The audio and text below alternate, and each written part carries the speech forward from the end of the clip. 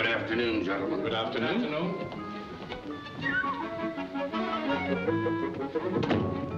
This way, please.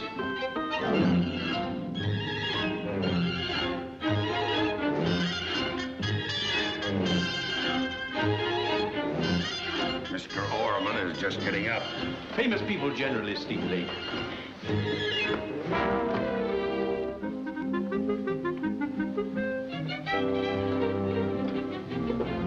Kindly open it, Mr. Martelli. Yes, Mr. Lazar.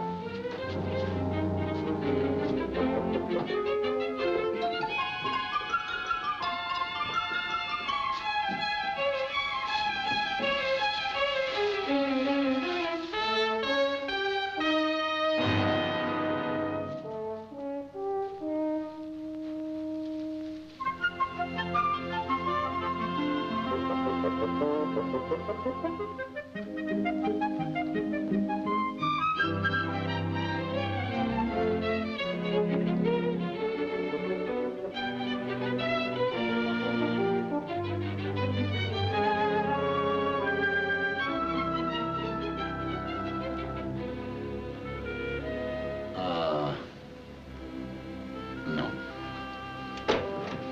Good morning, gentlemen. Good afternoon, Mr. Orman.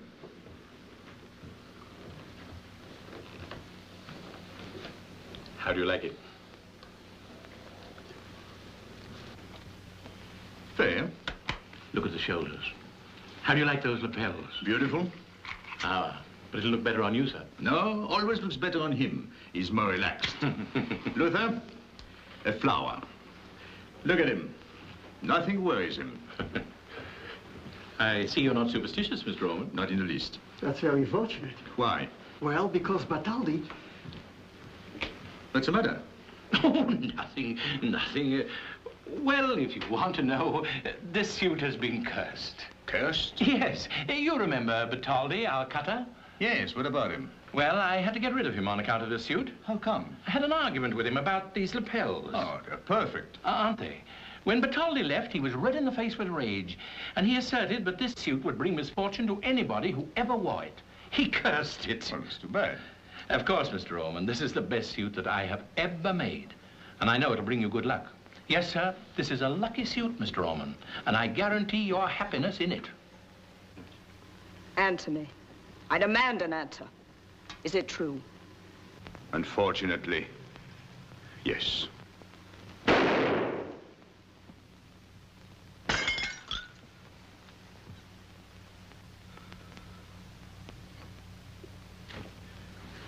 No, no, no.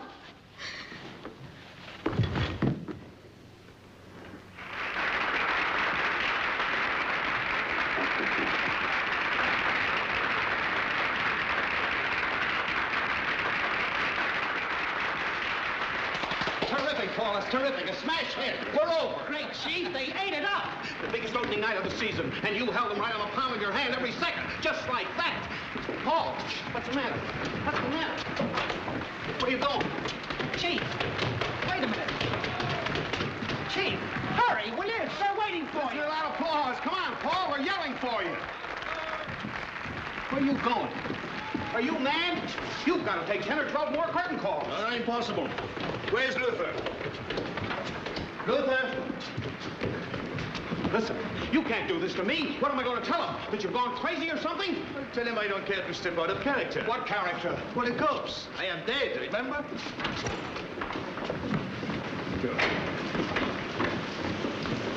Oh, Chief, please. Now, wait a minute. After all, I'm your manager and I have a right to know. What's all this about? Go to my apartment and wait there. I'll call you up if I have any news for you. Step on it, Luther. Boss, you were really hot tonight. That last scene was a dilly. But I'm not interested. How long would it take now? Well, they wait and shave off 10 minutes. We don't get stopped. Good. We'll be there in 15 minutes. Go on. Tell me what everybody says. Just what I told you. You were lucky to get rid of her last year. That's right. It was more than luck. It was a blessing. Why did I have 3 flops in a row? Because she thought she could act. The minute I come on that stage without her, look what happens. A smash hit. You said it, boss. But what beats me is why you want to start everything over again. Never mind. What are you slowing down for? Get going.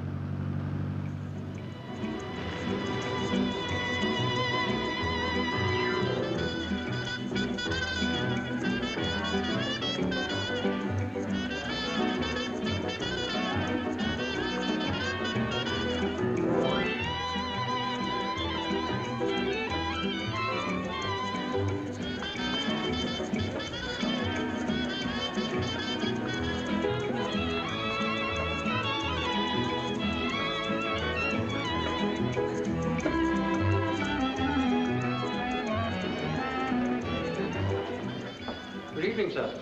I beg your pardon, were you invited? Oh, Mr. Ormond. How sweet of you. That's all right, Larry. I'm so glad you came. Paul, Good evening. you fool, why did you come? Love, it sometimes blinds me. After what I've been through today, he'll see you now, and there's no telling what he'll do. Who? Your husband? Yes. How many times have I told you what I've been through this past year? My life isn't my own. He suspects us constantly. The mere mention of your name, and he raves like a madman. Oh, what a pity. Recurrent lunacy must be quite a strain on you. Pathetic. Paul, this is no time to joke. Please, you must go. Look, I've arranged everything perfectly for us. And now you're going to ruin it. Everything. Everything I've done. You are so completely bewildered that you haven't even asked me how the opening was. I opened a play tonight, if you remember. Oh, forgive me. How was it? A smash went like a house afire. And you? At my best. I'm so glad. Thank you. Please go, Paul. I'll be in town tomorrow at 10 o'clock to see you. Oh, you will? Certainly, as we planned. You little two-faced liar. Paul, you're mad. You'll see me tomorrow, eh? No, my dear. You will not see me tomorrow. Or ever again, as long as you live. Unless you buy a ticket at the box office. I'm saying goodbye forever. You came out here to say goodbye to me? No. I came out here to plead with you. To hold you, kiss you, fall at your feet. You've evidently changed your mind. Yes, when I heard you lie again. Do you know what it is to look into a woman's eyes when she's lying? Forgive me. I should be more tolerant with a liar. I have been one myself so often.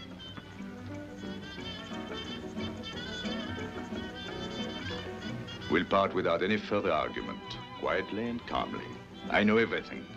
You're going with him tomorrow at 9 on a plane to Canada to hunt moose. Oh, so that's the point. You did not tell him you were through with him as you said you were going to this afternoon.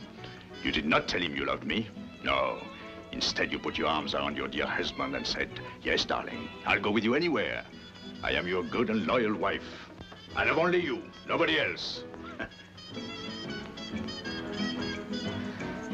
Paul, please, you must go.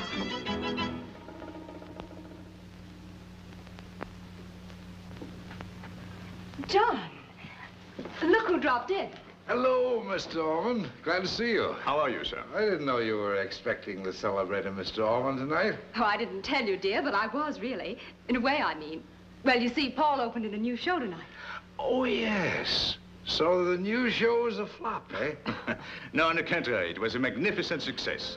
I'm spending the weekend a few miles from here, so I just dropped in to wish you happy hunting. In Canada, isn't it? Yes.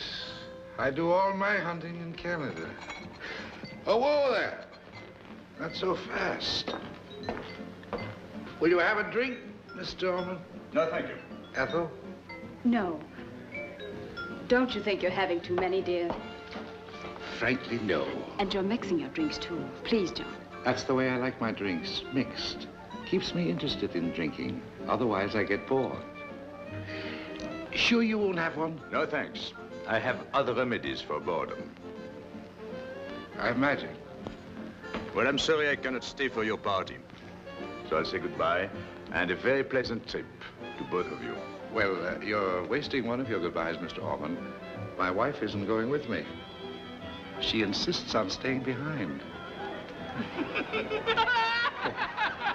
That's old Charlie Anderson. I must speak to him before he gets too tight. Well, goodbye. Goodbye. Go to the lodge at the end of the garden. Be careful. I'll be there immediately. I adore you.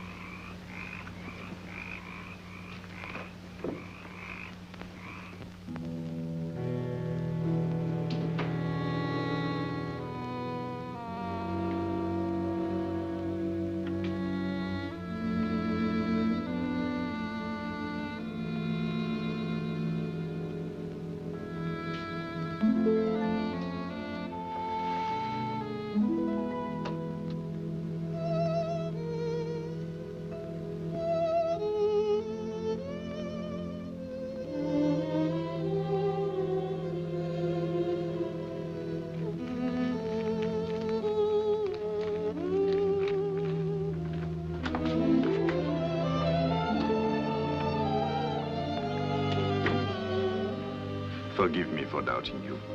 Certainly.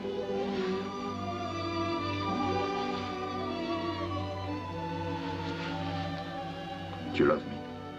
Oh, yes, of course I do. But, darling, we haven't much time. What do you mean? You have the rest of your life. But, Paul... Oh, come, please, sit down. You know, I learned something tonight. I learned how much I love you. You told me that a year ago. And you let me go. You let me marry him. You never even phoned. I know. If you'd asked me to forgive you... I was stupid. I didn't know then that love was anything more than a good scene, a charming scene. I didn't know it was something that could tear at your heart and burn through the grease paint. You feel that way? And you?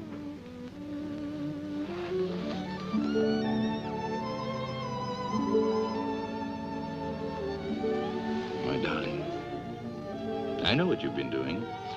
You've been telling me lies and telling him lies. I know. I've done it myself too often. But that is over, for both of us. What do you mean? You're coming along with me, tomorrow. Brazil. You can wire him. We'll stay there until he gives you a divorce. And then we'll get married. Married? You? Yes, me. I need you. I realized that today. I need you and I've got to pay for you.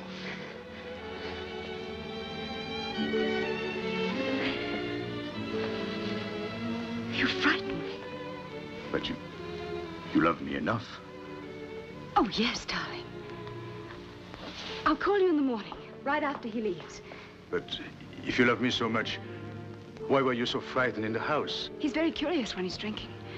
I didn't want anything to happen to you. Why? I couldn't stand that. I couldn't live without you. I couldn't.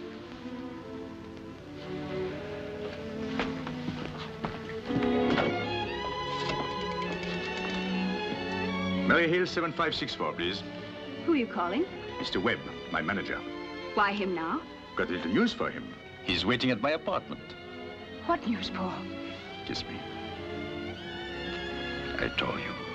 Madly, stupidly, blindly. Hello, Oliver? Yes, it's me. Never mind where I am. Pay attention, please, and no arguments. I want you to close the play. I said close the play. Yes, padlock the theater. I'm leaving tomorrow for 6 months. Paul, close a hit. Darling, you're worth 1,000 hits. I hope. Oliver? No. I'm in my right mind.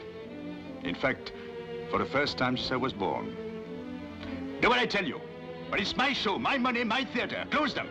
All right, pay everybody off. And get me 2 tickets to Rio on the Clipper for tomorrow. That's right. I'm a little amazed at myself. Did I sound very naive? No. Well, that's the way it goes. Always acting until you find something you can believe in.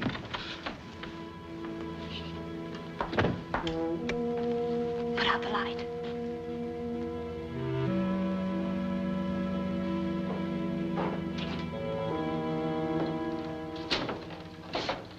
Party's becoming a bore. Too many drunks. I was looking for you. We were just talking over Paul's new play. It was so noisy in there. Yes, so I imagine. I wondered if you had changed your mind. About what? Canada. Coming with me. Oh, no. I'm afraid not, dear. Oh. I don't see how you could resist it. Best shooting in the world if you're looking for moose. Have you ever hunted moose, Mr. Orman? No, I haven't. Maybe you'd like to come with me. John, you're drunk, please. Now, don't exaggerate. I never get drunk. I get involved, but not drunk. I let you use my favorite gun, Mr. Orman. Let me show you my collection. One of the best, you know. Here it is. Took me years to gather this, and here. Here is my favorite. Never failed. Here he is. Colonel Johnson. Colonel Hoyer. Well, I was just going. Nonsense. Always wanted to talk to you. Don't mind if I spruce the Colonel up a bit, do you? Please don't point a gun in the house. Don't worry. The Colonel's not loaded. I may be a trifle, but not the Colonel. 3 years ago, I got an elk. There he is. Last year, I shot over 3 moose. Colonel was only a captain then. I promoted him after the 3rd moose. What did you want to talk to me about? Oh, a lot of things. But we begin with guns. They're my hobby. Oh, I don't think Paul is interested in guns. Oh, yes, guns have a certain interest. When in the hands of experts. Exactly. A man would be a nitwit not to be interested in a weapon like this. By George, a blind man could hit a duck's eye at 100 paces with the Colonel. Good old Colonel. You remember that fellow up there? Ethel, you don't know where I put that oil can, do you? John, we've got to get back to the house. They'll be missing us. What? Our guests miss us? Not a chance. They're having a wonderful time. What did you want to say about guns, Mr. Holloway? Ever use them? Yes, on the stage. Shoot them? On the stage. Not real bullets? No. Just blanks, eh? Yes, only blanks. We actors prefer them. Oh, this is silly, John. Paul's given an opening performance and he's probably exhausted. Darling, you haven't danced with me yet this evening. Come on, won't you? I noticed that. It's too late now. Oh, for heaven's sakes, will you stop puttering with that gun? I'm getting very angry. Why don't you go, Ethel? Perhaps your husband would prefer talking to me alone. Oh, no. I have no secrets from my wife. She may have from me. You know how women are. There's always half of them missing. But with men, they're usually in one piece, full of truth and honor. Yes, those things come with age. Thank you. That was well put. I suppose an actor can get along without much truth and honor. Oh, yes. An actor can get along without anything, except a good play. Sorry I missed your show. I understand you get killed in it. Yes, at the end of the last act. Couldn't make up their minds, eh? No, it isn't that. They could not afford to kill me earlier. It would have been bad for the play. I see. I understand a woman shoots you. Yes, the woman I love. Sounds very dramatic. John. I don't want any interruptions. How do you act when she points the gun at you? Afraid? No. A little sad, but resigned. I'm drinking a highball. Have one? No, thanks. I can't bear to see you drunk like this. You promised me to... I'm not boring you, Mr. Holman. No, not at all. Just stand right up to her and don't act afraid, eh? Why is that? Don't sound real to me. Well, what would you suggest I do? A fellow always acts afraid when he's facing a gun. Oh, but an actor without courage would be a flop. The audience always likes courage. So you think of your audience, eh, when you're acting? Always. That's something I could never understand about Ethel. I could never figure out whether she meant something or was just acting it. Kept me guessing for a year. Marriage is no fun when it turns into a guessing contest. All right. There you are, Colonel. All spruced up, neat and clean, and ready to go hunting. John!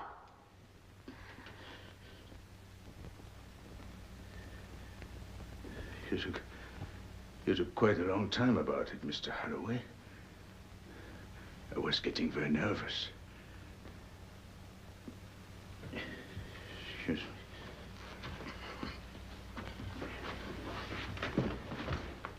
It was an accident. Was it? You saw it, Ethel. I was cleaning the gun. It went off. I didn't think it was loaded. You've killed him.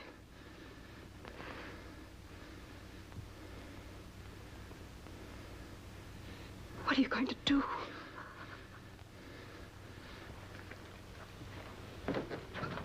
They'll come here. The police. They'll arrest you. They'll take you away. Oh, John, why did you do it? I can't bear it. This'll ruin you. Both of us. Why did you do it? It was an accident. I was cleaning my gun. You saw it. Oh, yes. Yes, of course. It was an accident. You can tell the police that it was unintentional. That your husband and I were the best of friends. Yes, of course. I'll tell them that. I'll say that. John, call a doctor, please. No. No. It's too late for a doctor. The curtain is coming down. It's the end of Act 3. A sad ending. No, we'll call a doctor. Oh, darling, I didn't know. I've been stupid and horrible. I made you do this. He did nothing. It was an accident. Might happen to anyone. I'll call the servants. You'll be my witness. Yes. To the end. Good girl. All right. I'll call them.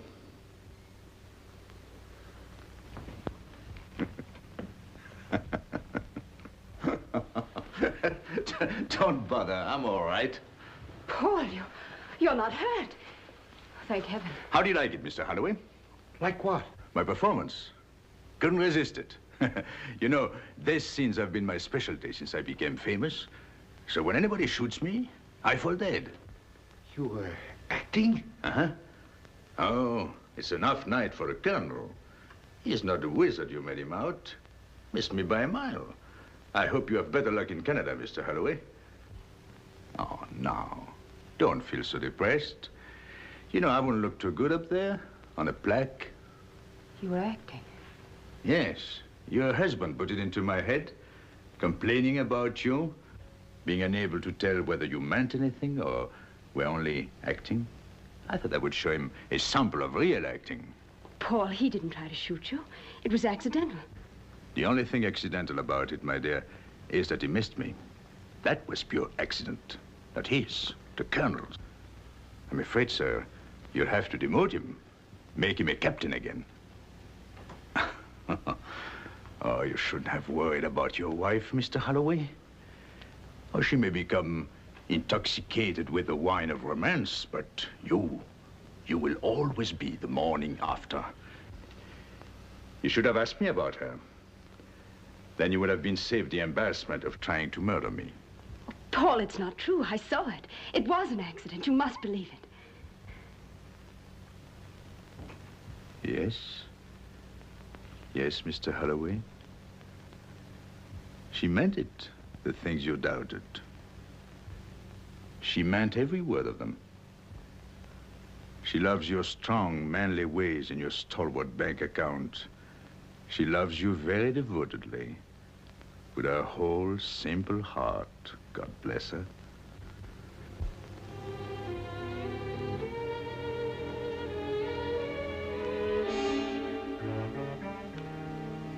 Goodbye, Ethel.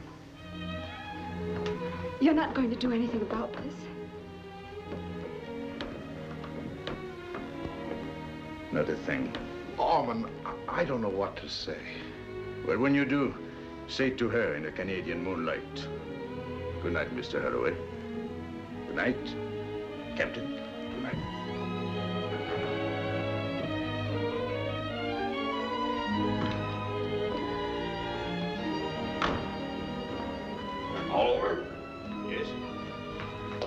Where to now?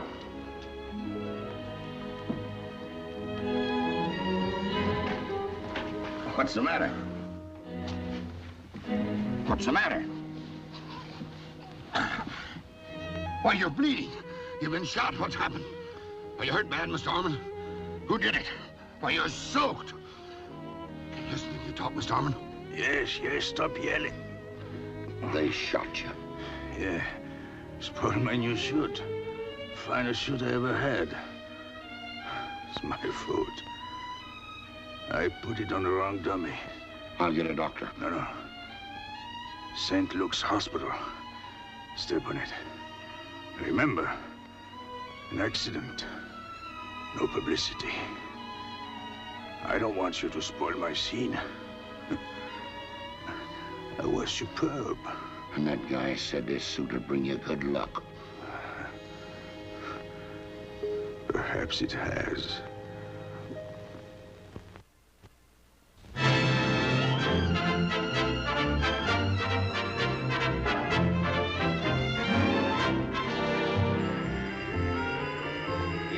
Yes.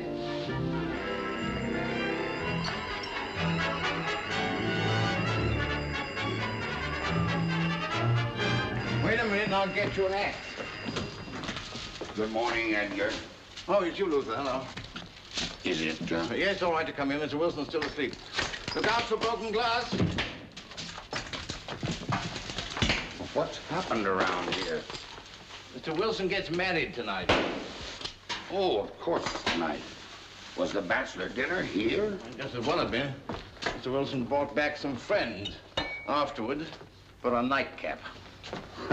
They seem to have had a little trouble getting one to fit.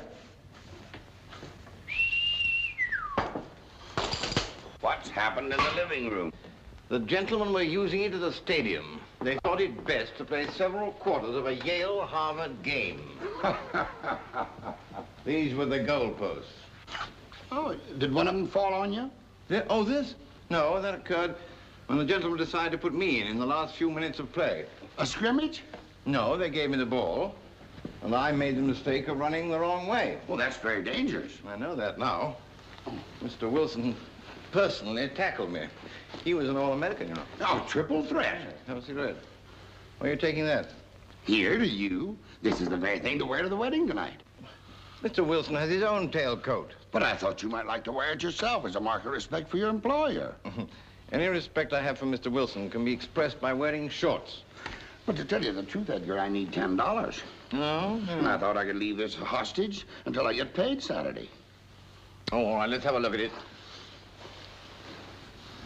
This is Mr. Orman's coat, isn't it? Yes, it's Mr. Orman's, but he doesn't need it in the hospital. What's the matter with him? Oh, something of a personal nature. But isn't it a beautiful coat? Yeah.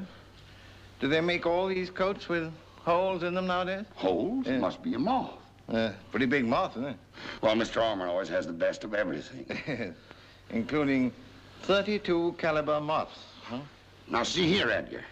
Either you loan me the $10 and keep the coat, or you don't.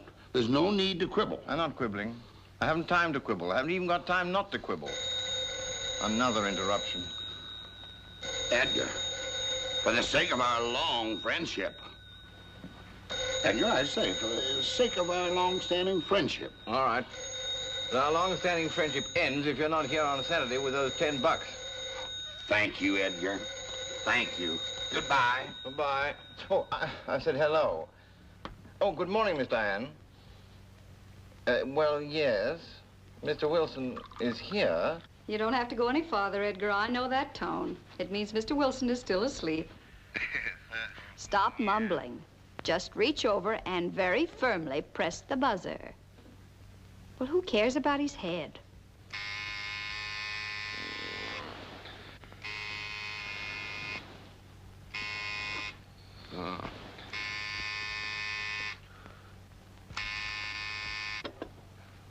Hello?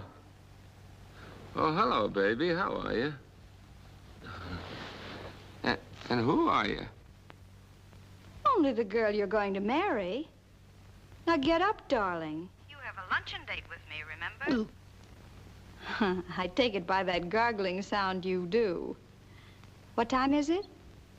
It's 11:25, the day is Tuesday, the month is September, the lark's on the wing, and I've got a date to be married tonight. Yes, darling. Well, I'll see you in a little while. Goodbye. Sleep at this time of the day. Mark my words. A groom that sleeps means a bride that weeps. Well, that's a happy thought for my wedding day. Hello, Ellen. Hello.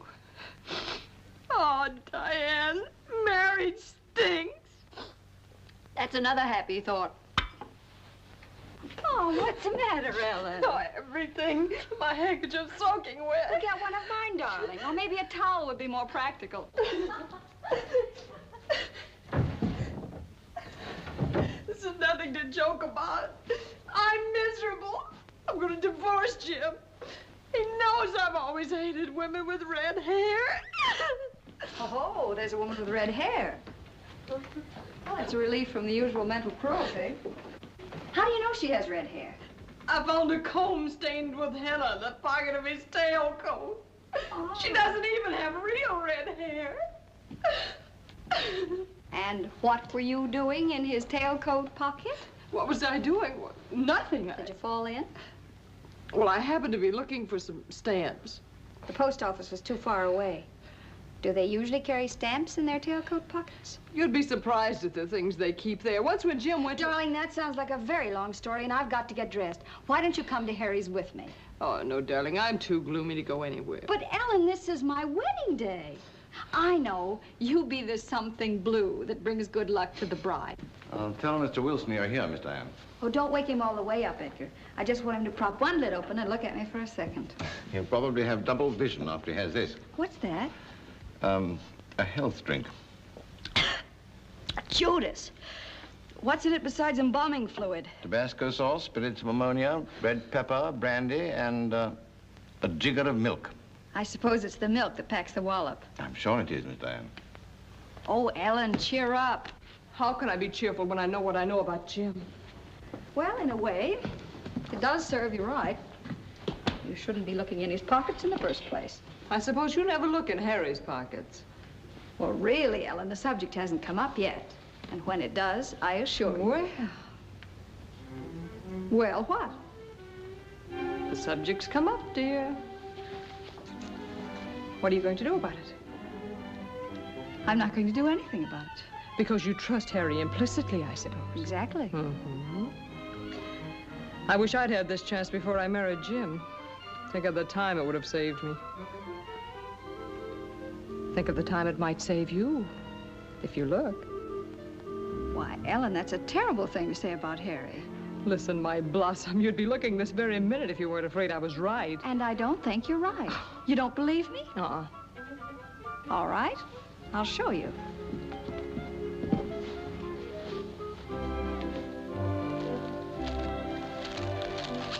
Stamps. Oh, what did I tell you? Well, I don't see why Harry can't keep stamps in his tailcoat if he wants to. There's no law against mailing letters after 9 o'clock. A hat check. Well, there's nothing very incriminating about that either. Lots of men take their hats off indoors. Handkerchief? Stop telling me what everything is. I know a handkerchief when I see one. Hold it up. Not even a trace of any lipstick. Keep on. Cigarettes. Matches. And 13 cents. You can see I'm marrying him for his money. Keep going. There's no place else to go. Oh, yes, there is. The most critical pocket of all.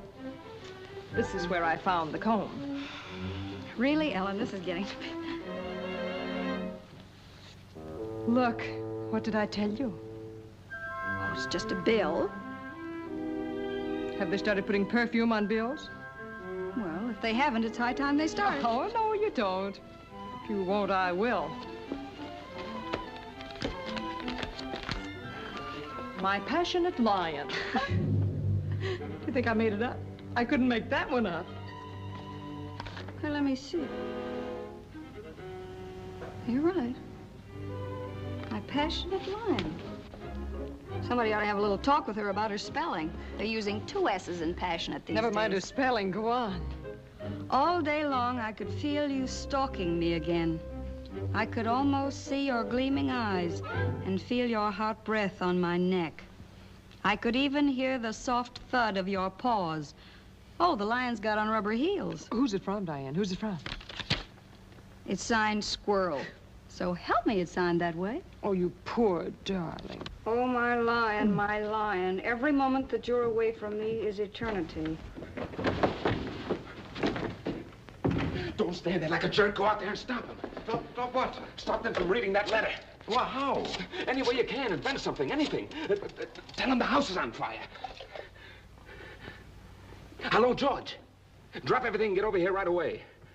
Everything's the matter. If you ever ran interference for me, you gotta run it now. Oh, my lion, I love your strength and your gentleness. I love the way you roar when... Excuse me, Miss Diane, I think something's burning. I know, Edgar. It's me.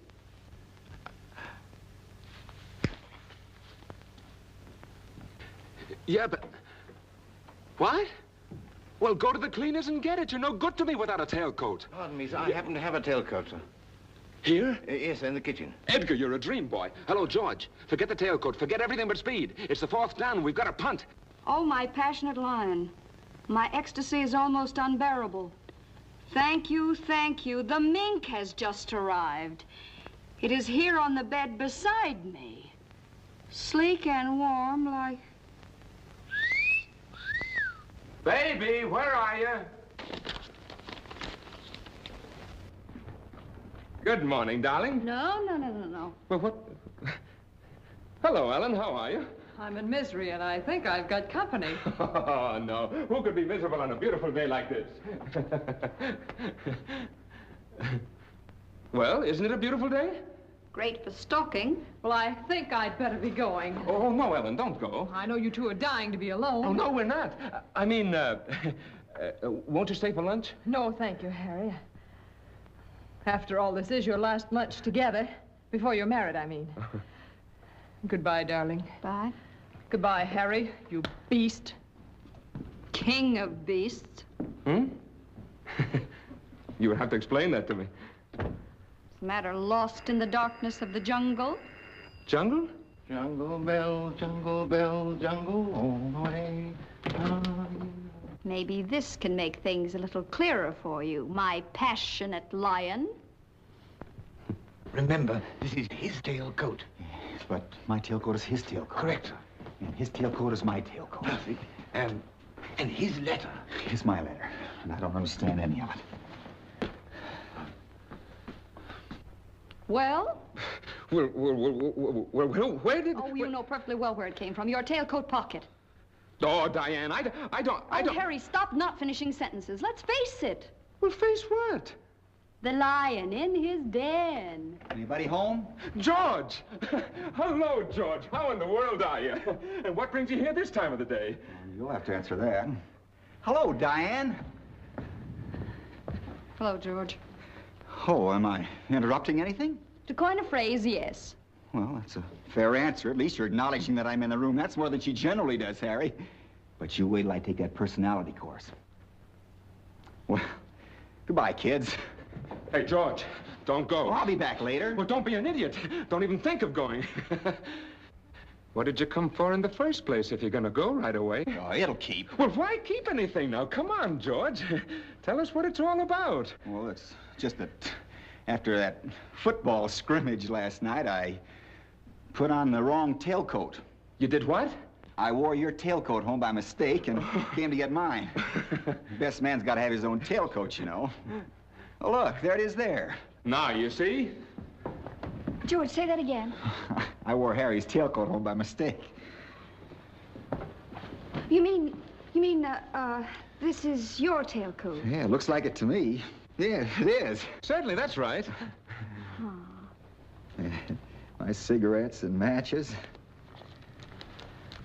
George. My handkerchief. Hat check. George, are you sure this is your tailcoat? I know my own tailcoat when I see it. Well, you didn't know it last night. Well, I wasn't exactly sharp as a rowboat last night. Besides, Harry and I are about the same size. Exactly. We're exactly the same size. Why, yes, you are, aren't you? Huh. And the same build, too. Except I think that George's shoulders are just a tiny bit broader. Harry, why don't you run on and put your pants on, please? That's not a bad idea. A shave wouldn't hurt either. No, it certainly wouldn't. A nice clean shave like George has. Well, go on, go on. All right, I will.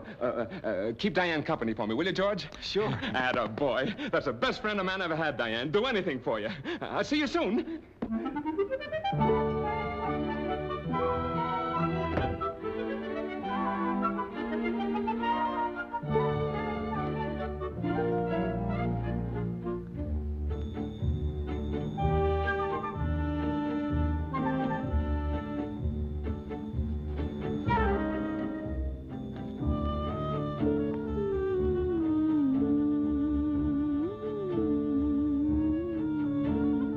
Doing that for? Just thought it might make you feel a little more at home. Seems to have the opposite effect.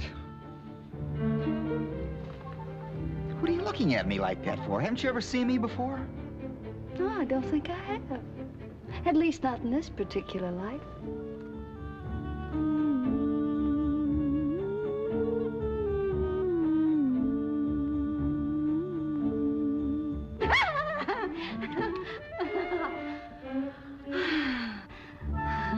What are you lurking behind that table for? Well, this is the first time I've ever been alone with the lion. Lion? Me? Well, that's what the squirrel calls you, isn't it? Squirrel? You know. Don't tell me you've forgotten her already. Oh, squirrel. Yes, of course. Little squirrel. George, I'm surprised at you. I'm kind of surprised myself. You're certainly different from what I thought you were like. I didn't think you thought I was like anything. Yes, I did. I thought you were dim. Yes, that's the word, dim. I thought you stayed home nights and solved chess problems, you know, mate and three and all that sort of thing. But now... But now you don't think I'm dim? I don't think you're dim. And there isn't any chess. And you certainly haven't any problems. Oh, yes, I have. Well, lions don't have problems. Lions are free and uninhibited. I can see you now, as evening falls, moving silently through the jungle, on your soft paws. You do? Shh. Your eyes are gleaming. Your mane is shaking as you go stealthily along. Finally, you get there. Where? Stop interrupting. You get there. I can see you at the door. No, I can't see you at the door. Do you knock or do you ring the bell? Just smash the door down. Oh. Well, doesn't it hurt? Oh, I broke my shoulder once, but it was only a scratch. Tell me, George, what do you two talk about? We just chat about current events. Don't you roar? Like she says you do? Oh, that. Yes, naturally, a lion roars. George, will you roar now? No, I'm not in the mood. Oh, George, come on, please, just for me. Oh, I'd feel silly. Oh, George, please. Oh. Wow. That's not a lion. It's a Pekingese. Oh. Wow! Oh. You're scared now, huh? Oh, I'm not scared. Don't be silly. I mean, this is just... Oh, now, wait. Just a minute. Lions can be tamed, too. Forget. Go on, back. Back. Come on, back. Back. Back. Come on, back, back, back. Back. Down. Down. There, that's a good lion. Oh, we lions have our gentle moments. Hmm? the lion shall lie down with the lamb and all that? Mm-mm. No? Mm-mm. The lion shall lie down with the squirrel and all that. Oh. That's the way it goes, isn't it? And the squirrel shall lie down with the mink. It's kind of a Noah's Ark arrangement, isn't it? Oh, Noah was late in the run. This goes all the way back to Adam. Were there squirrels in the Garden of Eden? Mm-hmm. Mm-hmm. That's probably why Eve left. That's a pretty cynical thing for a young woman to say. And what would you like me to say? Oh, my lion, every moment away from you seems like an eternity. Is that better? It's swell. Well, you ought to like it. She wrote it to you. Oh. Tell me about her, George. What's she like? Well, she's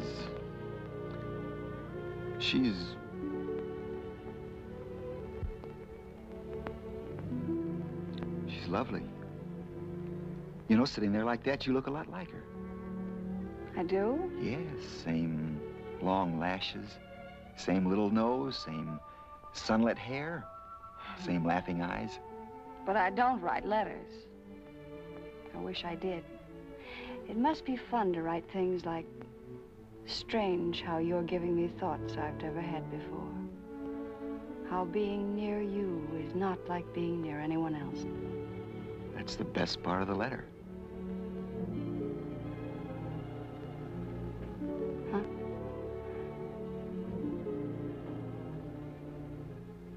How knowing you is different from knowing anyone else in the whole world. Is that right, George? It's perfect. I'm glad you like it. Would you like to hear what I wrote her? Yes, I'd love to. Your voice is like a sunrise, like a garden in bloom, like a bird against the sky. Do more, George. Why don't you be kind and set me free? Or why don't you be kinder and hold me forever and ever? You don't mind my quoting that, do you? Oh, no, of course not. It's wonderful. You seem to have caught each other's mood. Exactly. Yes. You know, people do that sometimes. In letters, I mean. Brush your lips across my cheek, my dear. Is that from the letter? Oh, no. Out of my head. I just wanted to hear what it would sound like. It sounded wonderful. Let's see what this sounds like. I want more than anything in the world to hold you in my arms. Letter? No. Head. There was darkness for a long, long time. And suddenly the light came. And the light was you. Letter. Head. Darling. Now and from the beginning. Head, Diane. These moments we have are ours forever. Letter. These moments we have. Head. Heart.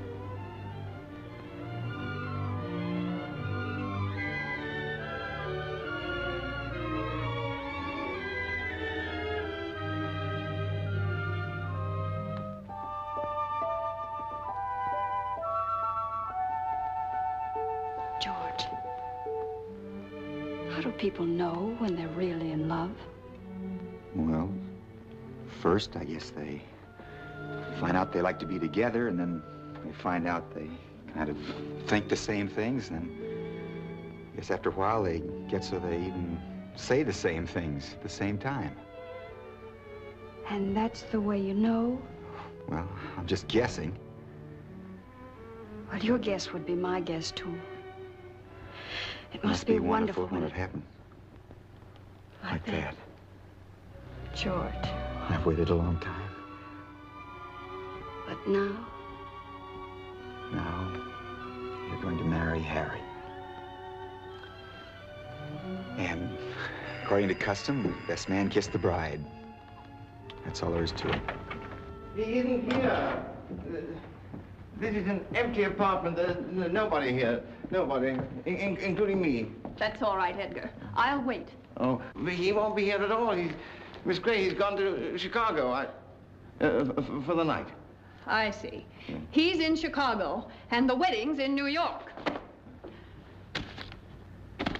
Why are my letters scattered all over the place? To make the room look lived in? She follows me everywhere. I'll show him he can't treat me this way. She hates flowers. And fruit, too. Oh, George, stop her. She doesn't like champagne either. Squirrel! Oh.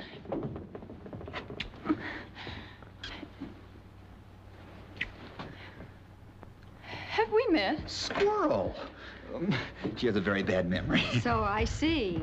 What the? I'll show you what the getting married without telling me. Try throw it, Fitzer? Look, I can explain the whole thing, Diane. You see... Never mind, George. I guess it's up to me now. I'm sorry, Diane, but I kind of put George on the spot. You see, his tailcoat really isn't my tailcoat. It's his tailcoat. No, it's not really my tailcoat. It's Edgar's tailcoat. It's not really my tailcoat. It's Luther's tailcoat. No, it's not Luther's tailcoat. It's Mr. Orman's tailcoat, and he's in the hospital. You see, my tailcoat really... Just a minute. I think it's better if nobody explains anything to anybody.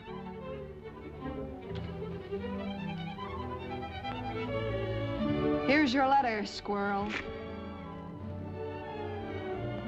And here's your ring, Harry. And here's my lion.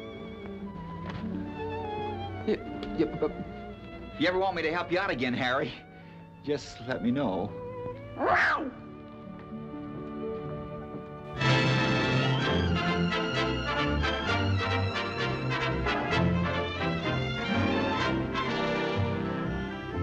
It's got a hole in it. We know it's got a hole in it. Question is, how much? With the hole.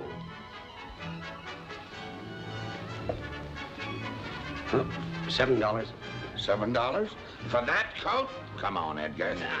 Just a second. Let me take it over to the light. Find anything you like? Oh, thank you, yes. Just look. $7, and you said at least 25. I said we'd split all over 10, didn't I? Over 10, yes.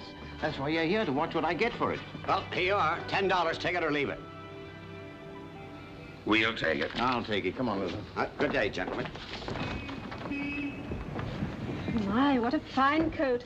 It would be so nice for my husband. Why, is your husband a waiter? Oh, no, he's not a waiter. He's a great musician.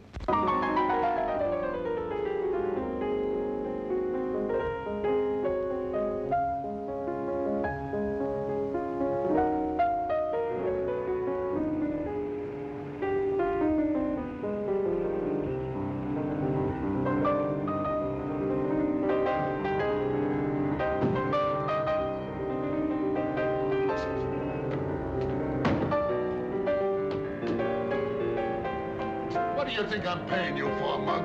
Music, not moiter. Good music. Get it?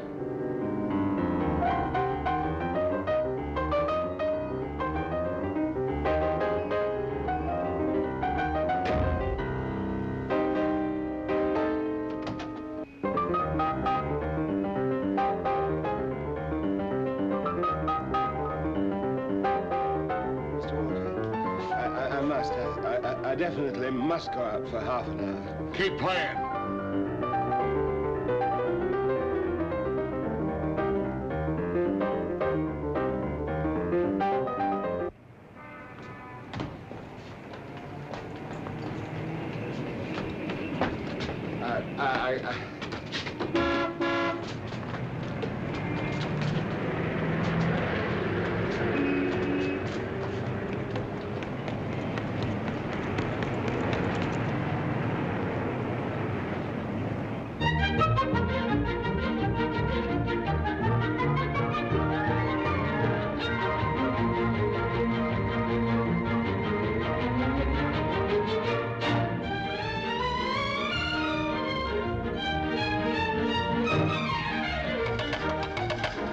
I cannot conduct sleepwalkers. I cannot raise the dead.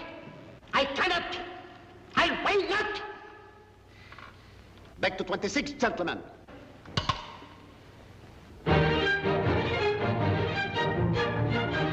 E flat is flat, mister. Will you oblige me by not rewriting the score? That note is sharp.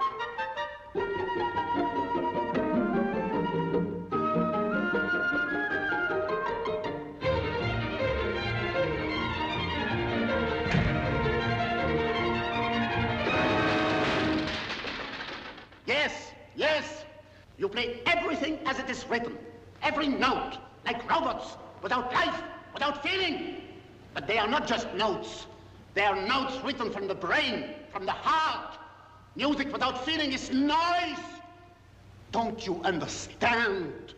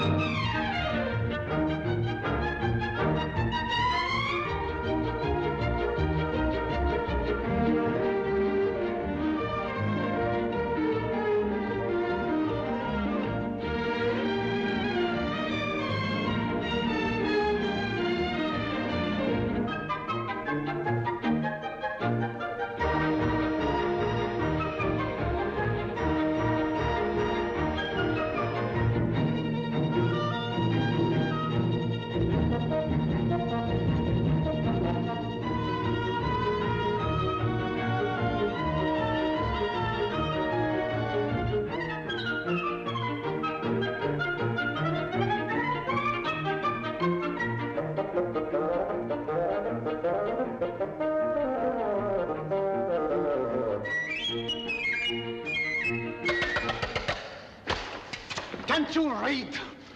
Just look at the fourth note, after number 35. What do you see? Triplets. Ass. Shame. Triplets. All right, gentlemen, this is too much. We'll proceed in half an hour. You need a rest. So do I.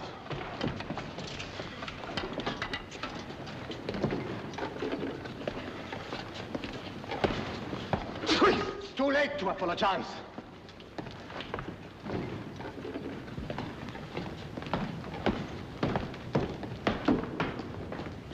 Come on, Charlie, let's go. Come on, now.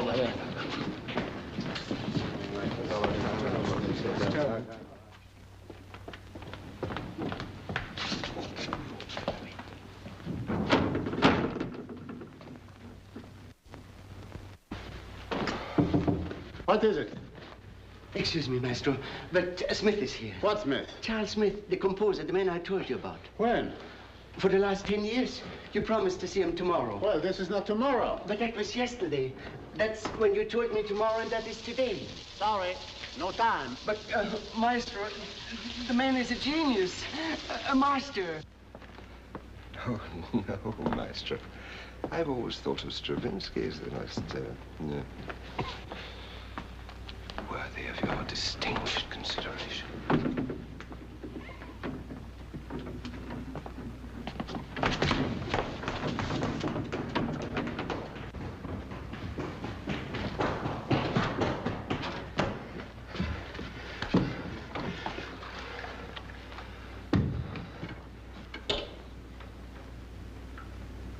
Good evening. Good evening. Good evening. Good evening.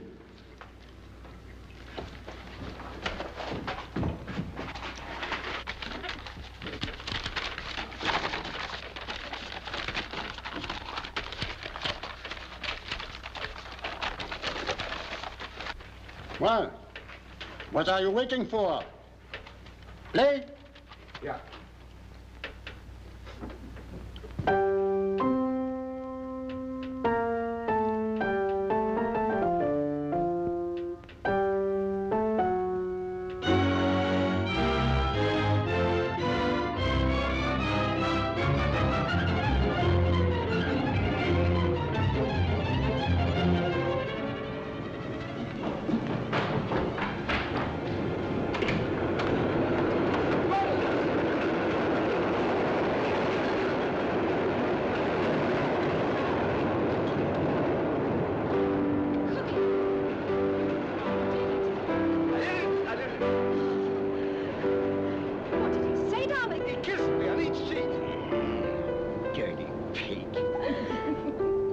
When is he going to play it? I'm going to conduct it myself. Darling, we rehearsed for 2 weeks starting tomorrow. The scherzo floored me. I don't wonder. It floored me, though, too, darling. He came right over to me, came over with his eyes shining. And Smith, he said, you're a genius. And you know he's going to present me to the public himself. Ladies and gentlemen, I have great honor to present Mr. Smith, the Carnegie Hall.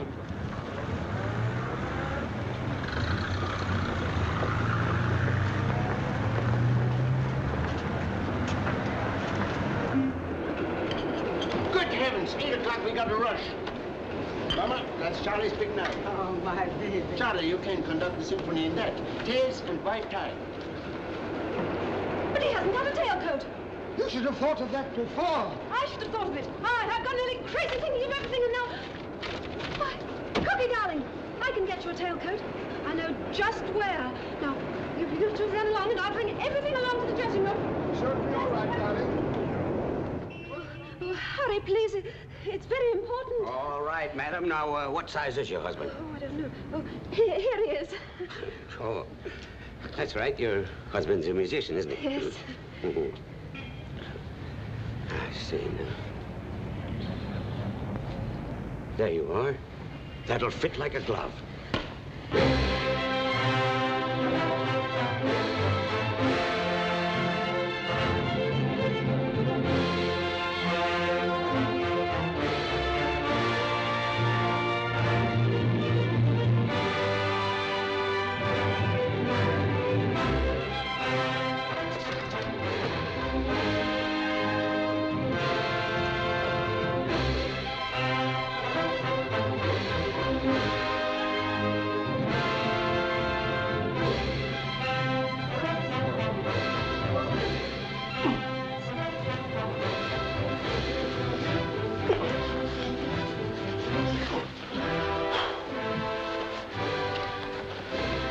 It's too small. Oh, dear. And there's a hole in it. See? You killed Mr. Smith? It'll be all right. It'll be all right. It'll be all right. We're dining out tonight, Poppers.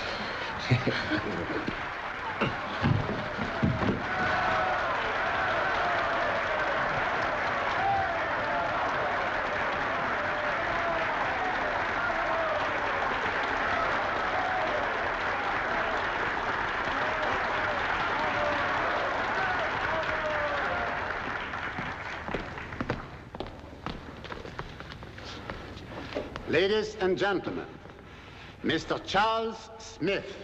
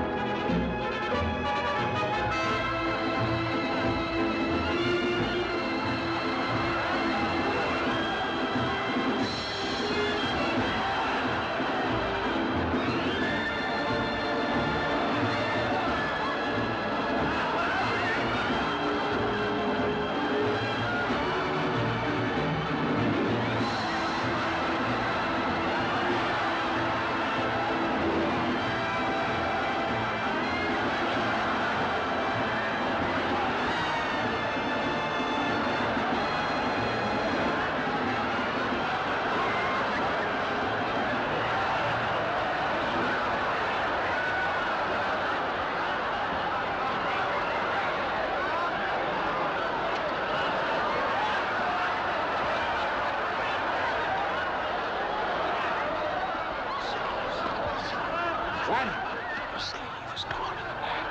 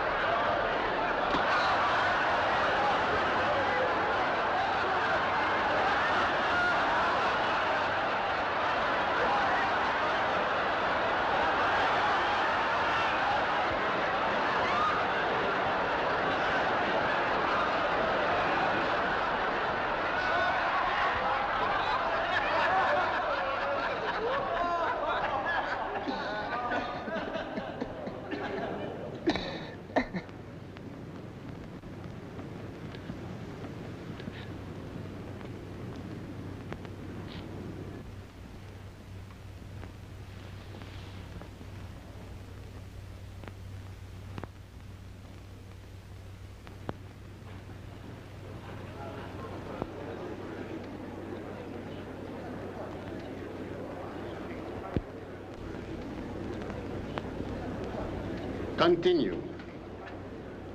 Please.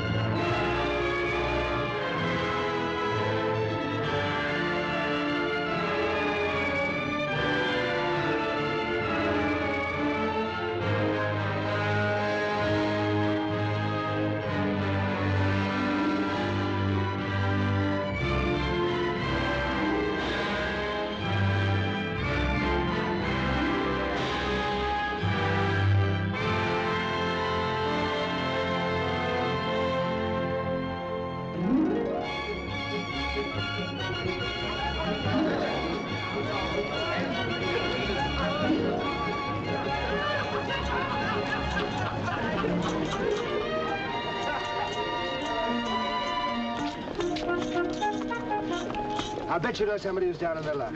Indeed I do. Give him that, will you? Oh, thank you, sir. Oh, it's a tailcoat. No, no, no. That's a rabbit's foot. Good night. Bless you. Come along, come along, come along. Grandma, come on.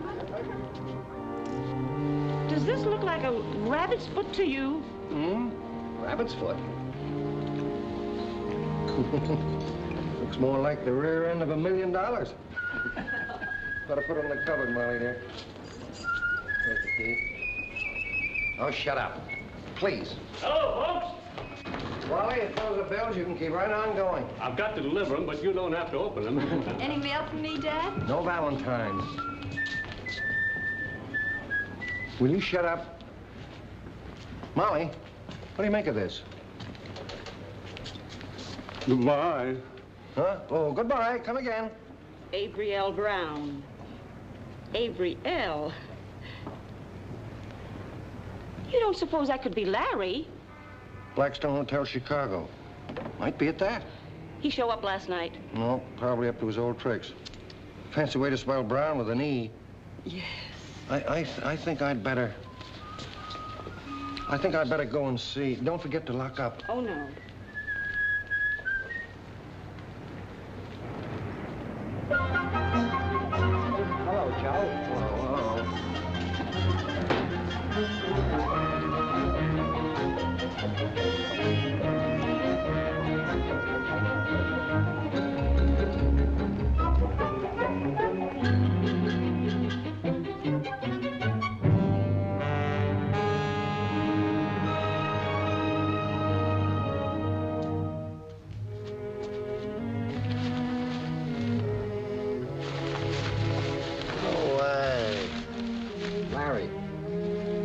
this yours?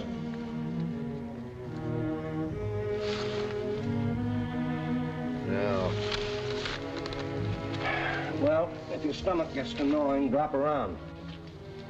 Yeah. Give it to me.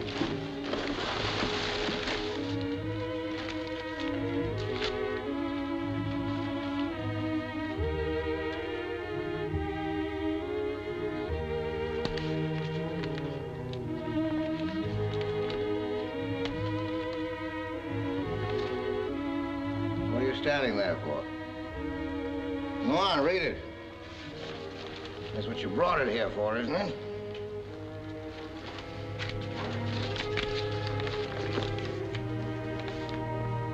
Class of 1917, University. 25th anniversary dinner at the Waldorf Astoria. 8 o'clock, October 5th. Why, that's today. Urge you in the name of the love we all bear our alma mater to be with us. H.B. Hank Bronson. Hank. Formal dress.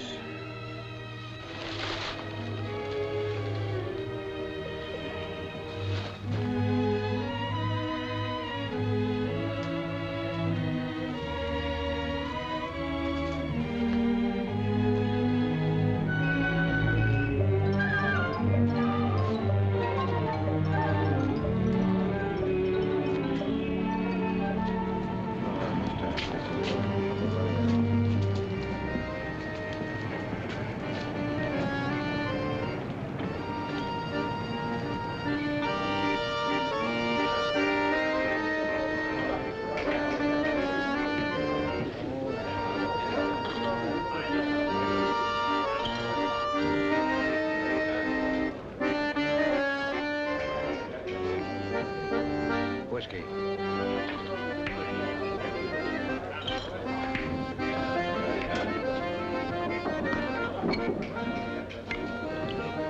There you are. Now, I figure this will put me on my feet again. Sure, sure. Go right ahead.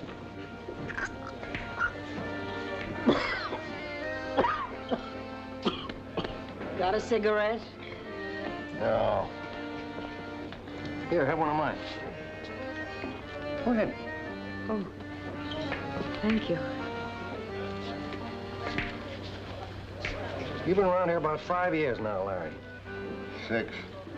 And every day for 6 years, you've been talking about going uptown, getting on your feet again, away from all this.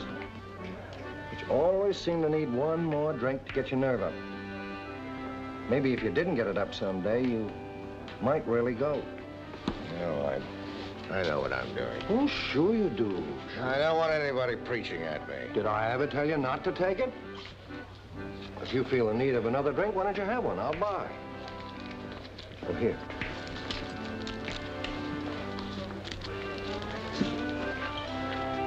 Larry, they tell me they got a mighty good cook at the Waldorf. Why don't you go?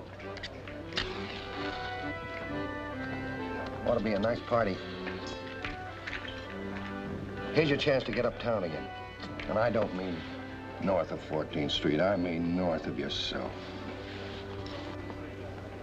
Oh, Larry, you've seen enough of gutters and flop houses and handouts. Maybe if you got your feet under a table again for a spell, ordered a good thick steak, slept in a clean bed, talked your own language, well, you might be right in there punching again. What do you say? What is it, a costume party? You want me to go as J.P. Morgan? I want you to go as Avery L. Brown. Avery L. Brown with an E. Now, if you're worried about your looks, that's in Molly's department. And by the way, we just got a dress code in this morning. Probably sent right from heaven.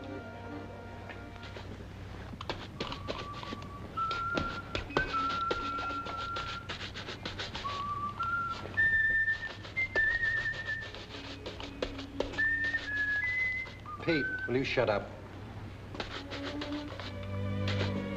Really ought to have patent leathers, but I think those breeches are long enough. I don't believe anybody will notice. I still say you should have got him a regular shirt. Do you know what they cost? $1.75. I don't care. Suppose that ridiculous, whatchamacallit, Dickie, Mother. Well, suppose it pops out. Well, won't if he keeps his vest buttoned. They call them waistcoats up where Larry's going, Mary. There, Larry. Put that on now. A nice piece of goods, Mother. Yes, it must have cost a pretty penny. Feel that silk. Mmm. Your waistcoat, Mr. Brown. There. That ought to hold a man of your size. If you don't eat too much.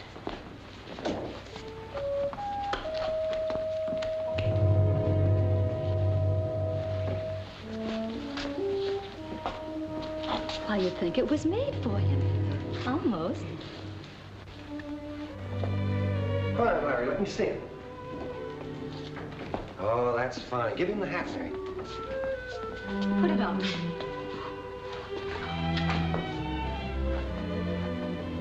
All right? Perfect. Oh, here, Larry. Here's what was left in the box. It's enough for a couple of drinks.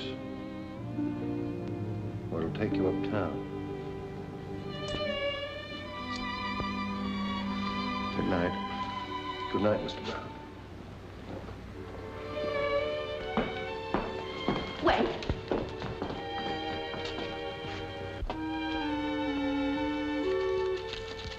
Thank you, my dear. Good night.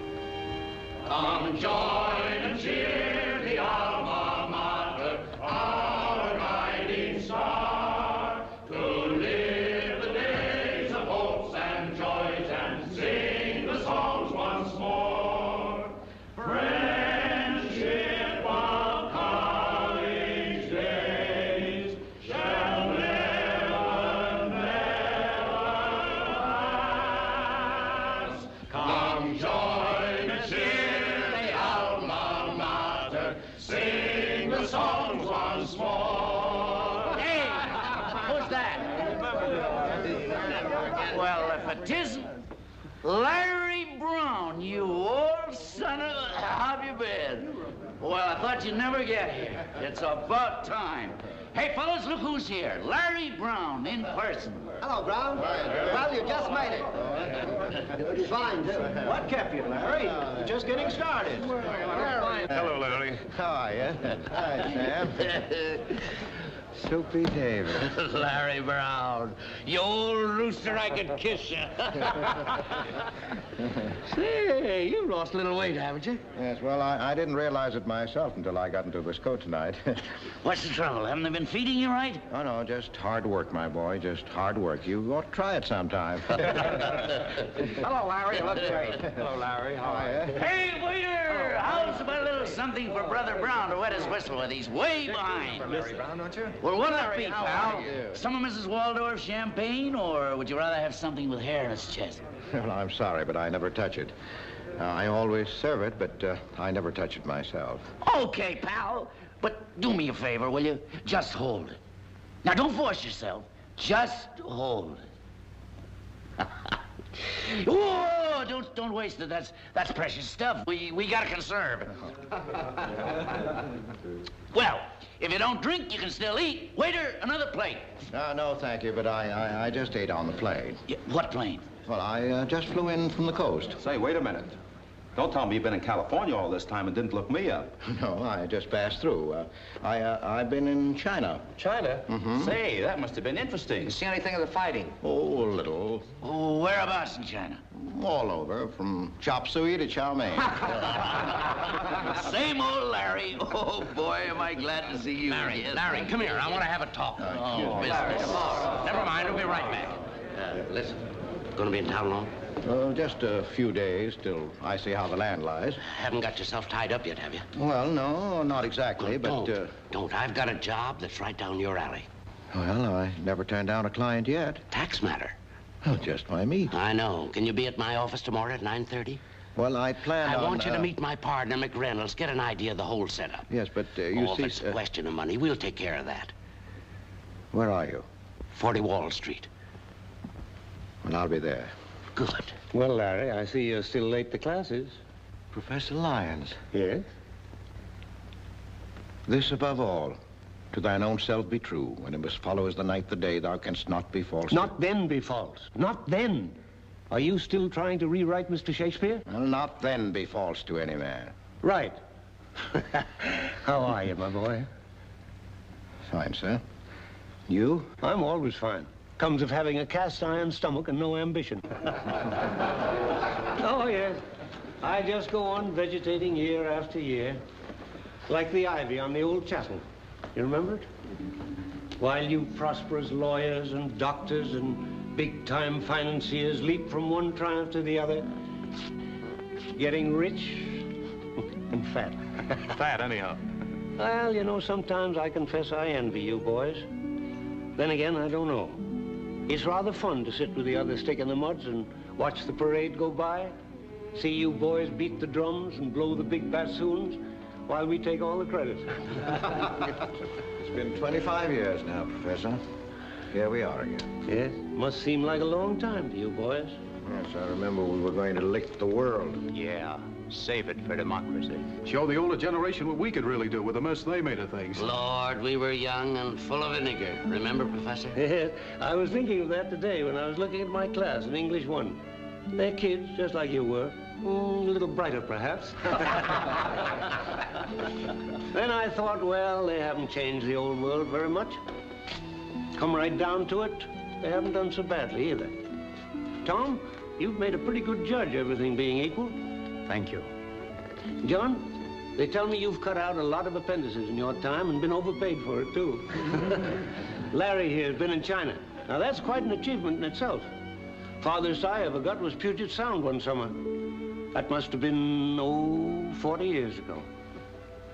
I've lived on the memory of it ever since. Yes, you have your families, you're doing your jobs, and you haven't forgotten your friends. When you get as old as I am, you'll discover that those are the things that really spell success and happiness. Ding-a-ling-ling-ling! Hey, Prof, didn't you hear the bell ring? That means class is over. You know, we got some serious singing and drinking to do here. Well, don't let me stop you, Henry. I never could. Come on, fellas, now get ready. Hen, my boy, how about giving Larry one of your nice little old Coronas before we start? You know, the guy must have some vices. I'm sorry, Larry. I just had to order some more. Hank here took the last handful I had. Well, you gotta have something these days to sell insurance with, besides personality. Hello, Brown. Hello, Williams. Did I hear somebody say you've been out in China? That's right. Long? Oh, quite a while. Where have you been? Oh, same old stamping ground, Chicago. Can I put it on the bill, sir? No, this is my treat. There you are, boys. Help yourself.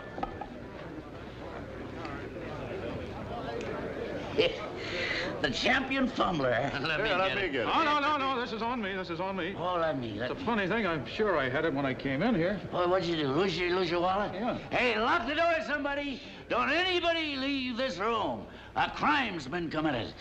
What'd you have in it? Any good addresses? No, as a matter of fact, I had considerable money in it. I was planning to run down to Washington tomorrow, and I had a check cashed just before I left the office. Yeah, well, don't worry now. We'll get to the bottom of this. I don't listen to Fred Allen's Mighty Art Players for nothing.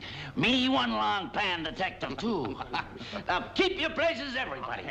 We've got to reconstruct the crime. Who is standing next to you, Anderson?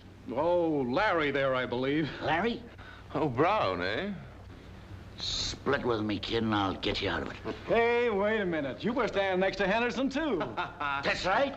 But you sat next to him at dinner. Sure. Well, gentlemen, there's only one thing to do. Search everybody. Thank you, Mr. Detective. I don't think that'll be necessary. Why not? I think it's an excellent idea, even though it is all in fun. Don't you, Brown? In fact, I insist on being searched. Anything to get out of this monkey suit. I haven't had this on since I was married. Do we have to take off our pants, too? Well, what's the matter, Brown? Where's your sense of humor? Yeah, come on, Larry. Come on, let's step out of it. Take your hands off me. Oh, so you're gonna get tough, eh? Well, here's where I've got to tackle the best little old tackle for his weight we ever had. Now, cut it out. Get away from me.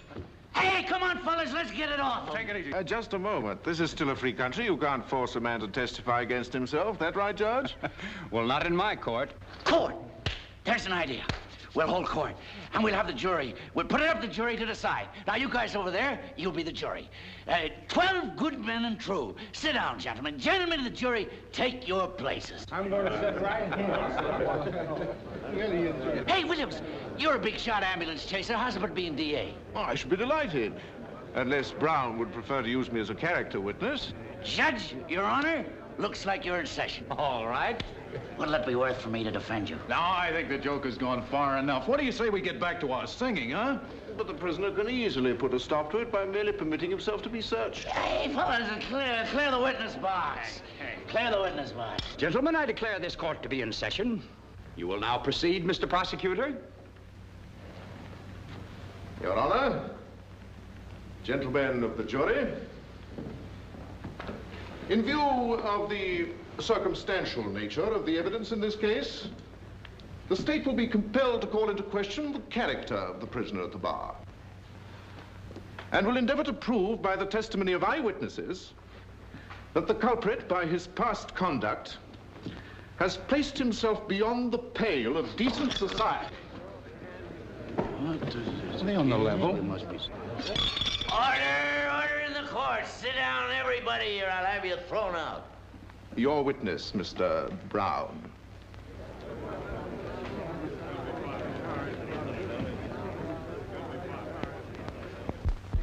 It's quite all right, Your Honor.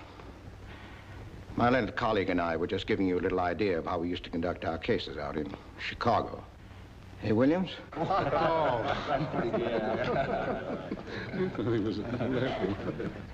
Gentlemen of the jury,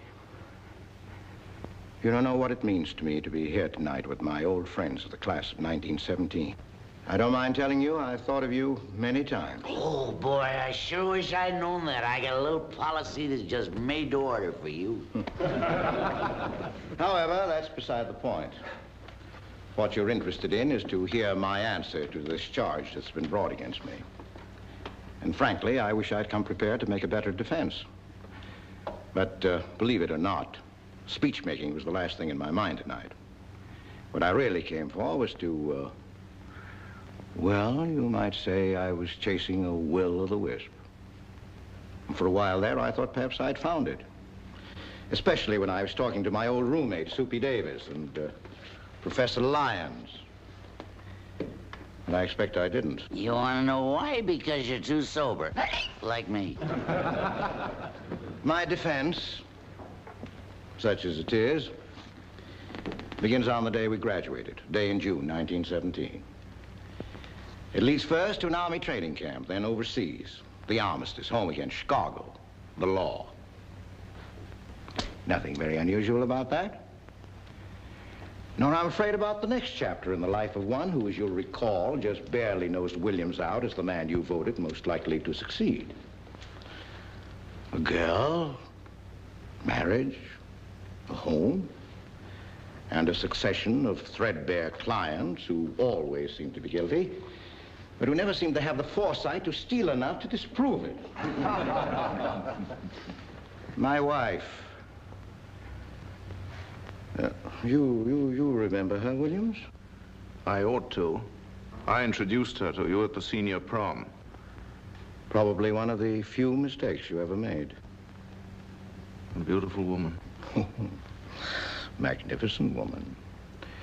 Who had every reason to expect all the things she might have had if she'd married someone else.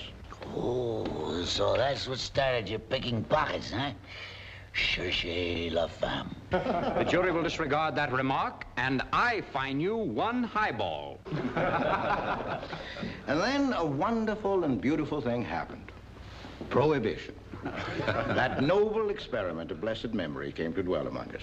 And nowhere, I assure you, was greeted with such open arms as in Chicago. Almost overnight, business began to pick up. My clients, you referred one of the first to me, Your Honor. Thank you.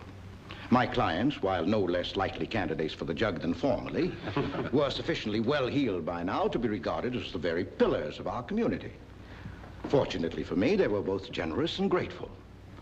And I confess that for a little while I saw myself getting stinking rich. But the catch is, Your Honor, it didn't last.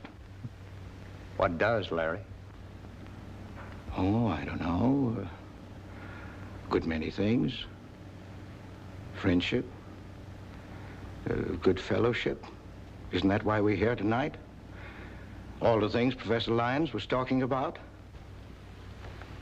You believe that, don't you, Williams? With all my heart. But as I was saying, with the advent of Prohibition, too many of my clients began to fill untimely graves, while more and more of the others began to display a prison pallor. Well, if it hadn't been for a pretty fancy tightrope performance, I might not have been here myself tonight. There's no doubt about that. Yes, as it turned out, it was a simple case of disbarment. Hardly worth a mention, not even in the Chicago Tribune. You must admit you've got the benefit of every doubt. Oh, yes. Thanks to you, the grievance committee of the Bar Association was very generous. We wanted to spare your wife and family.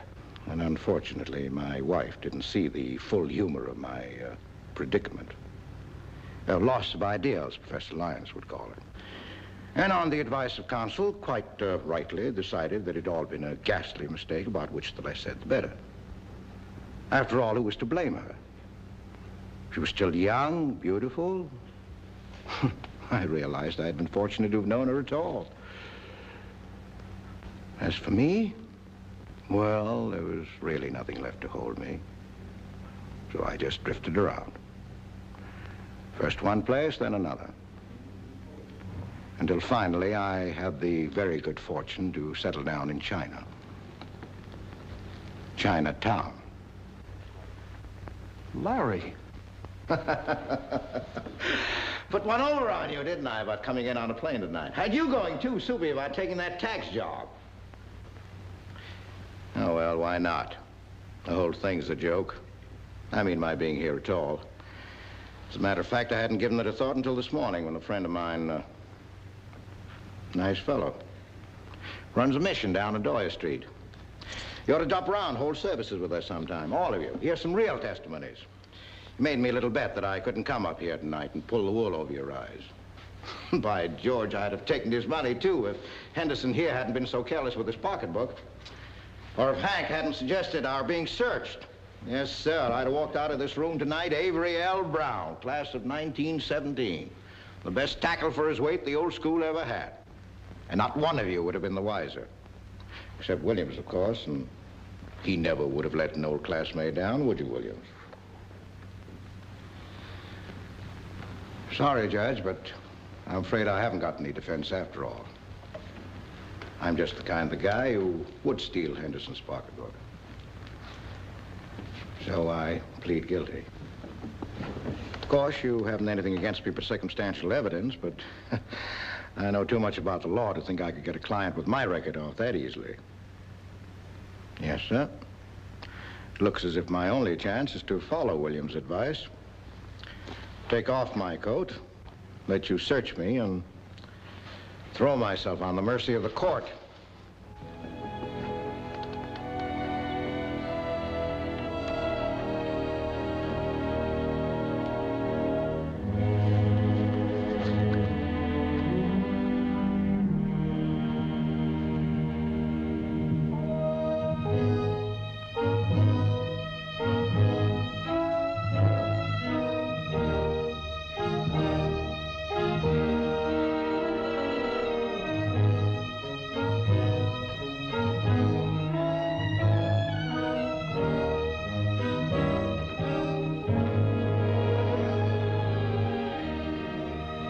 I found your wallet in the car, sir. I thought perhaps you might need it. Oh, thank you. Yes, sir.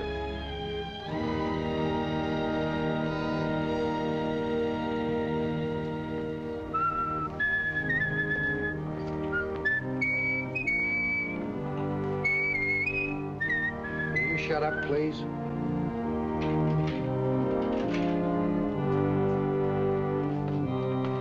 Joe, look who's here.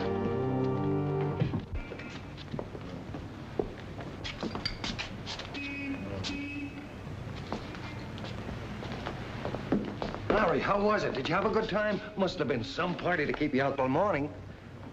The party's over.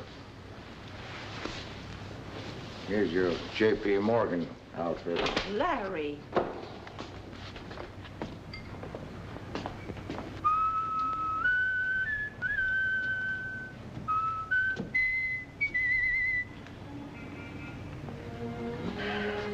Here, Mother. Here's your rabbit's foot. Take it across the street to Santelli Brothers. Maybe you can get enough on it to buy a rabbit stew. Excuse me, does Larry Brown live here? Yes. Won't you come in? My name's Bronson, Hank Bronson. How do you do, Mr. Bronson? This is Judge Barnes. How do you do? And Mr. Davis. How do you do? Larry had an engagement with me for 9:30 this morning. Thought I'd drop by and pick him up. Yes, we didn't want him to be late the first day on the job. Job? Sure. He's going to work for me now.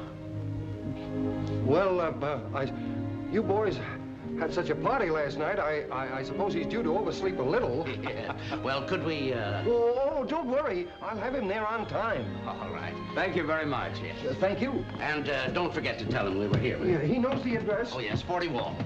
Goodbye. Goodbye. Goodbye. What am I going to do with this now? Why, take it over to Santelli Brothers just like I told you. It's done its job here. Now maybe it'll help somebody else. Oh, yes.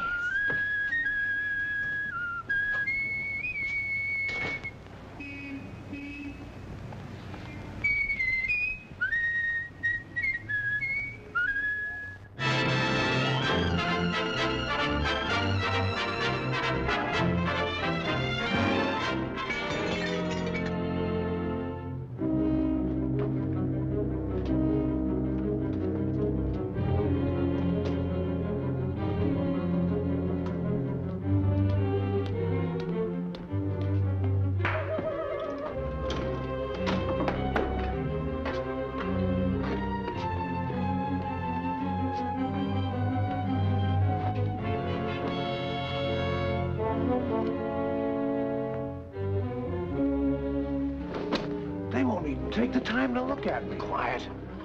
I'll handle the job myself. You stick in the car. I'll slip in behind you when they open the door. Why don't you shut up? You know you gotta have a suit of monkey tails to get in this joint. Strictly a Park Avenue layout. Come on, hurry up.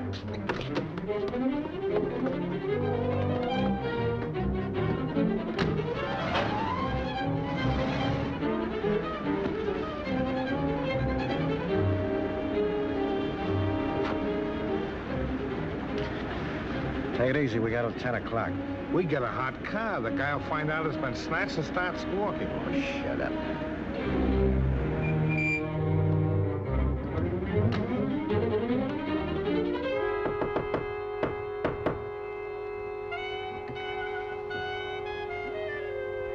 Oh, I'm a friend of Mr. Reed Patton's. Good evening, sir. Evening. Good play tonight? Yes, sir.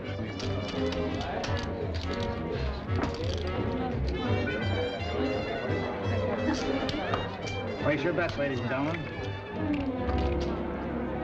Stick 'em up.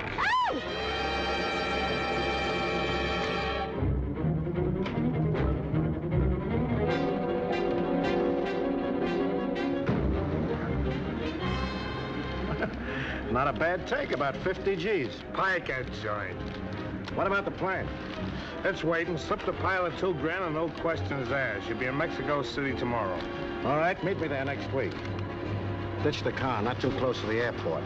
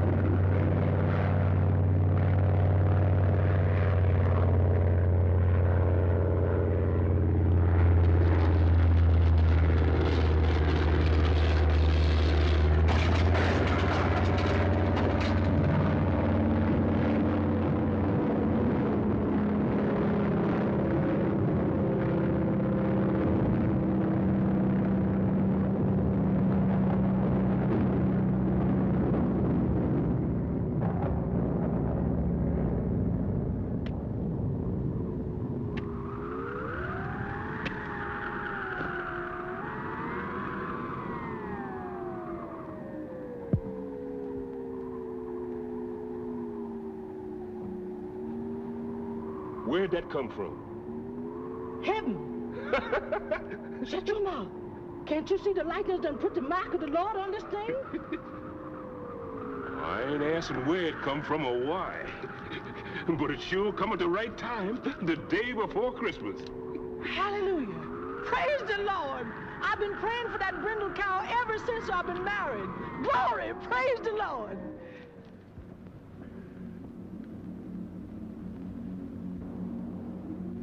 The Lord's done been here and gone.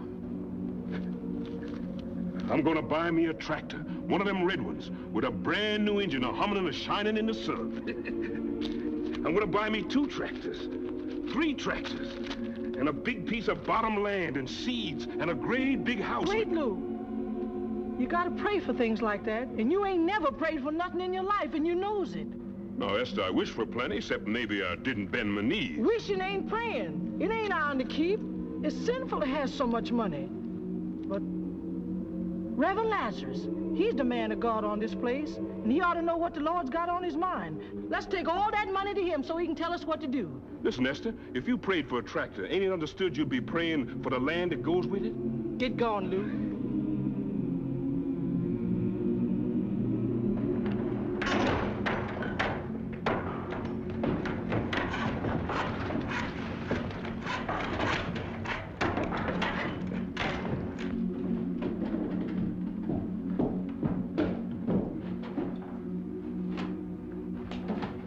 Brother Luke, has you been sinning against the Lord and the law?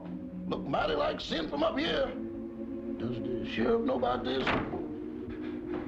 This ain't no sin, Reverend Lazarus. There's too much goodness in it. Have you been drinking? Esther said the Lord sent this miracle from heaven itself, riding on the wind of the lightning. You know, I ain't the one to argue with her. That sure is a powerful miracle you got down there. I've heard a heap of praying in my day, but I ain't never seen the Lord pass no miracle before. That's blaspheming, Reverend. Shut your mouth, Nicodemus. Who's the preacher around here? Or is you? I ain't saying the Lord didn't pass this here miracle. Hey, Dad! You certain this coat come from up there and not from down there? Smell more like the devil than the Lord. I reckon Moses didn't stop to figure how the devil sent the manna to the children of Israel out in the wilderness. He knowed the Lord sent it because he believed in the Lord. That's what this is. Manna from heaven. Lord done gone and done it again. Praise the Lord. Hallelujah.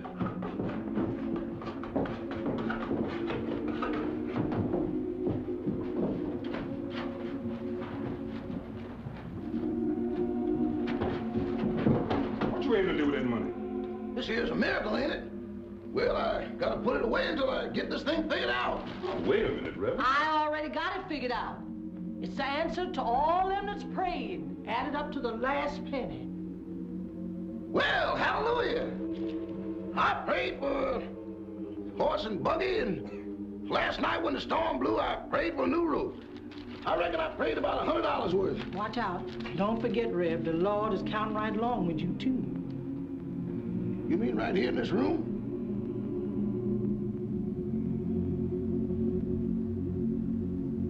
I reckon I just wished for that horse and buggy and didn't get around to praying for it. This is the most upsettingest miracle I ever heard of. And the Lord's done sent this as a Christmas present to all the folks in this here place. Everybody caught to what they prayed for. I'll sure welcome that tractor. And what you prays for and believes in, you get. Matthew 21:22. Blessed am the poor, for that's all they get. Hey, Reverend, don't just say blessed am the poor in spirit? That all comes to the same thing. When you's poor all over. That sure me, all over. Our prayers is done been answered. You're right, Sister Esther. Christmas presents, that's what it is. Everybody according to his praying. And we's the deputies of the Lord. Ain't that something? Hallelujah. What'd you pray for, Sister Esther? Oh, I prayed for that brindle cow. Well, the Lord's allowing you about $60 for that. Thank you, Lord. What'd you pray for, Brother Luke? I wants a tractor, a red one. And I wants it so mighty bad I knows the Lord ain't gonna let no prayers stand between us. You gets the tractor, Luke. Maybe Luke ain't the praying kind official-like, but the Lord knows there's a lot of goodness in him. I agrees. I've been wishing for a tractor I said wishing, not praying, Sister Esther. I looked it up in the catalog, and the price revealed is $798. Here you are, Luke. I prayed for a slingshot, Reverend. That's a weapon of the devil. If he prayed for it, he gets it. Well, here's $1 for a slingshot, and may the Lord guide your hand. I prayed for a new pair of shoes. Here's $2 for shoes, and Merry Christmas. I prayed for a blanket with no holes in it. Here's $3 for a blanket for Christmas. I prayed for shoes with stockings. Here's $4 for the shoes and stockings. I prayed for a new wagon. Here's $2 for the wagon. I prayed for some good victuals. Me too. Here's $2 apiece for good victuals.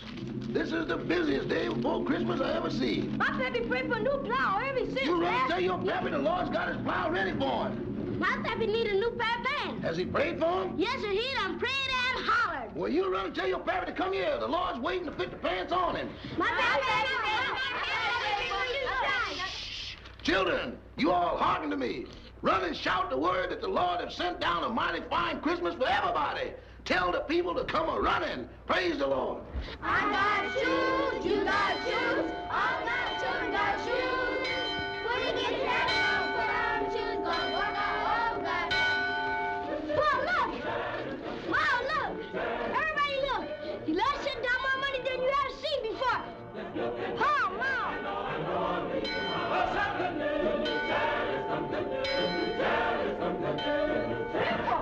Grandpa!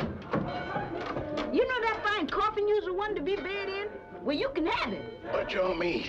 I ain't dead yet. I can see that. But that coffin you're one is waiting for you down at the church. Oh, he's trying to make a fool out of me.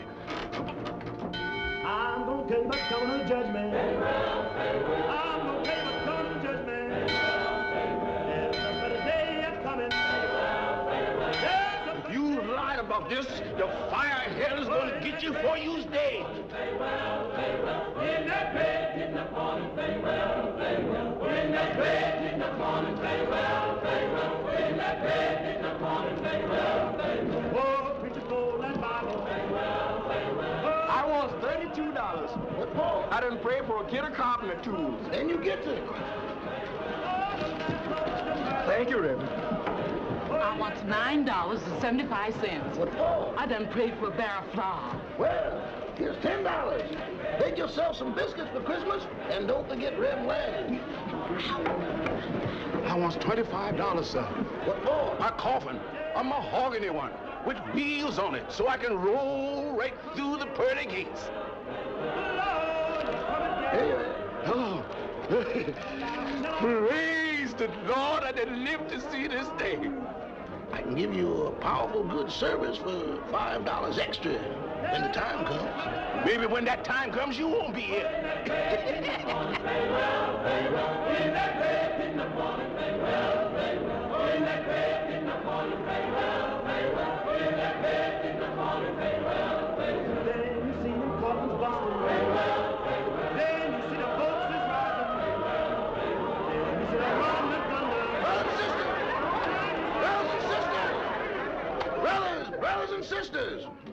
Brothers and sisters, this here paper has all the figures taken on this here miracle.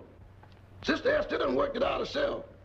According to the figures, the Lord sent us $43,000. Now that's more money than there is in the whole world.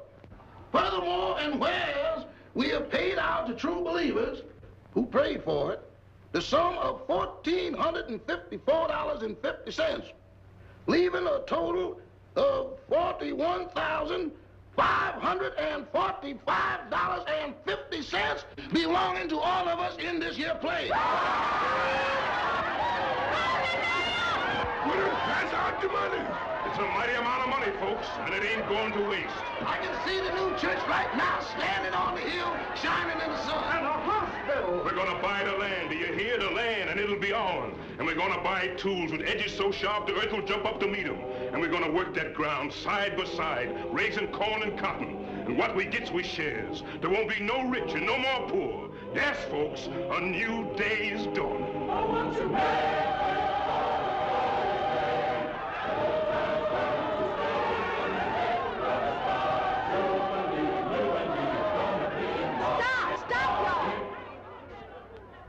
We done forgot poor old Christopher.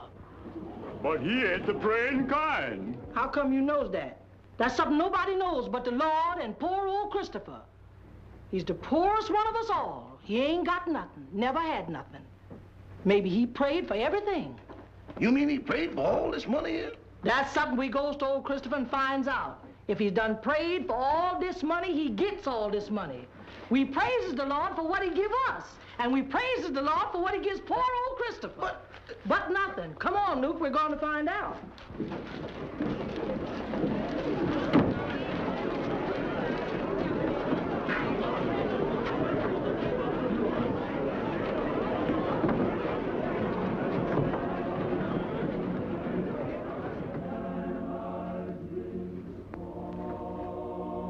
Good morning, Brother Christopher. Morning, Brother Luke. Brother Christopher, has you been praying for something for Christmas? I've got all our needs. Well, Brother Christopher, if you ain't prayed for nothing, I guess I can... It done come to me now. I was prayed for something. Is you sure? I sure is. But you said you ain't. That's 'cause I disrecollect. What you all prayed for? I done prayed for... I said what you prayed for, Brother Christopher? Well, Brother Luke, to tell the truth, look.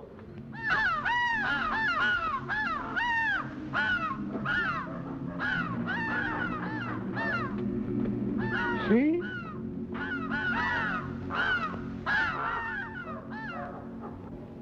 I done prayed for a scarecrow. Say that again. Scarecrow.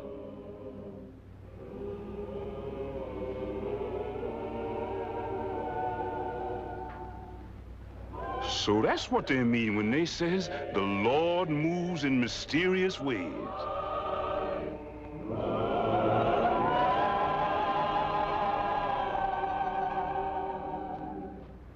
Live